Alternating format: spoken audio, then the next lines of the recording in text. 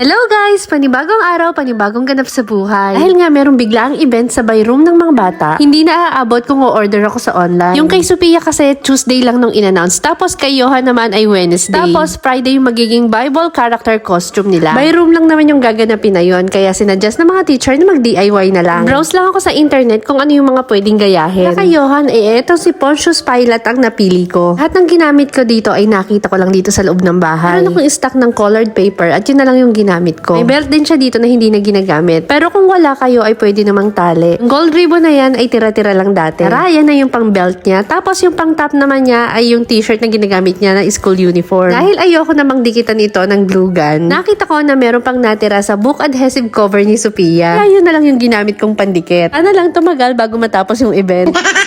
Ito na, fitting time na. Buti na lang at nagustuhan naman ni Johan. May mga oras kasi na hindi talaga siya nakikisali sa mga events sa school. Alam niyo na, medyo mahihain, parang ako lang. Eto na ang resulta. Sophia, i-upload ko na lang, hindi ko kasi na i-video. O siya, sige, hanggang dyan na lang muna. See you on my next mini vlog. Follow for more.